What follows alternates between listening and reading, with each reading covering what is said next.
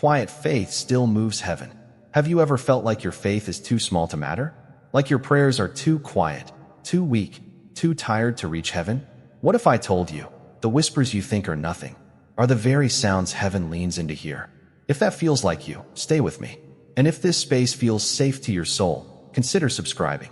We're building a quiet place for weary hearts. I once met a woman who stopped praying out loud, not because she stopped believing, but because she was exhausted. Life had pressed her down, disappointment after disappointment. She told me, "I don't even have the strength to pray properly anymore." But every night, she would sit on the edge of her bed. No long speeches, no powerful declarations, just one sentence: "God, I'm still here." That was it. And here's what she didn't realize. That quiet sentence, it was louder than 1,000 shouted sermons. Because faith isn't measured by volume. It's measured by trust. And sometimes the strongest faith looks like showing up when you feel nothing. Let me say that again. The strongest faith often feels like weakness.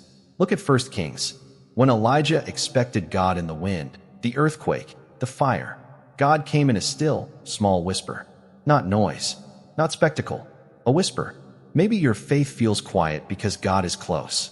So what do you do when your heart is tired? First, stop judging your faith. You are not failing because you're weary. Second, offer God your honesty instead of performance. A simple "help me" is holy. Third, keep showing up, even if all you bring is silence. Because here's the promise. Heaven moves towards sincerity. God responds to surrender. And quiet faith still moves mountains you cannot see. You may not feel strong, but you are still reaching. And that matters more than you know.